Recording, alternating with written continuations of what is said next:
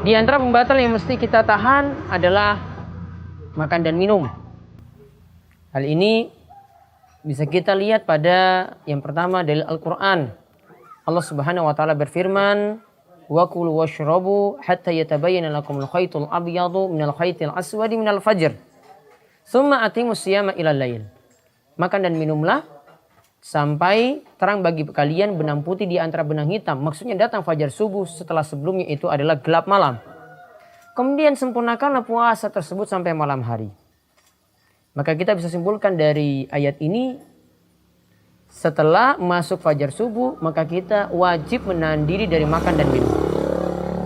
Juga dari sabda Nabi SAW, dari hadis yang muttafaqun alaih, diriwayatkan oleh Imam Bukhari dan Muslim dari sahabat Abu Hurairah radhiyallahu anhu, di mana Nabi SAW mengatakan, "Man nasiya wa huwa shaimun fa akala aw syariba falyutimma shaumahu fa innama at'amahu Allahu wa saqahu."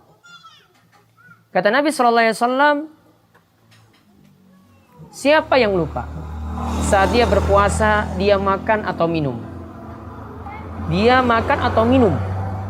maka hendaklah dia menyempurnakan puasanya. Karena tadi dia dalam keadaan lupa.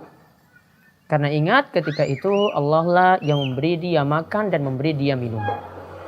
Artinya di sini saat berpuasa juga kita mesti menahan makan dan minum. Namun kalau itu dalam keadaan lupa, maka itu dimaafkan. Kita boleh melanjutkan puasa. Maka dapat kita simpulkan di sini, kalau kita menjalankan ibadah siam, ibadah puasa, berarti yang pertama kita wajib menahan diri dari makan dan minum. Jangan sampai kita mencicipi sesuatu atau mencoba sesuatu, kecuali nantinya bagi yang punya keperluan untuk mencicipi makanan untuk berbuka, maka dia bisa mencicipi sedikit dan dia lepeh, dia buang ketika itu, tidak dia telan. Itu diperbolehkan. Kemudian dimaafkan lagi kalau orang itu dalam keadaan lupa.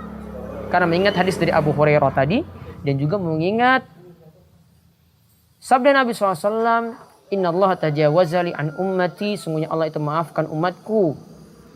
"Inna Allah tajawaza li an ummati al-khata'a wa nisyana wa mastukrihu alaih", yaitu ketika mereka itu khata', keliru, lupa, atau dalam keadaan dipaksa. Dia keliru maksudnya di sini adalah tidak sengaja melakukan sesuatu. Contoh, dia makan dan minum tadi dalam keadaan lupa. Atau dia itu dalam keadaan lupa tadi. Ya. Jadi yang dimaksudkan sini adalah dia keliru, tidak tahu, tidak sengaja. Dan kemudian dia lupa. Atau ketika itu dia dalam keadaan dipaksa. Maka seperti itu dimaafkan. Dia boleh melanjutkan puasa. Dan kaidah lagi yang terakhir yang bisa kita pahami dari hadis ini, bahwa siapa yang melakukan larangan apapun dalam keadaan lupa atau tidak tahu, maka dianggap seperti tidak ada. Sama seperti halnya orang yang menjalankan puasa lantas dia lupa melakukan pelanggaran, maka dianggap seperti tidak melakukannya. Maka ingat, kesimpulan pertama yang bisa kita ambil di sini adalah jangan sampai melakukan pembatal puasa berupa makan dan minum. Yang kedua, itu dimaafkan ketika seorang cuma mencicipi makanan dan itu dalam keadaan butuh dan dia buang lagi. Kemudian kalau dia dalam keadaan lupa, maka itu dimaafkan. Demikian pemirsa, mudah-mudahan bermanfaat dan jadi bekal ilmu untuk menjalankan ibadah siam kita. Wabillahi taufik, wassalamualaikum warahmatullahi wabarakatuh.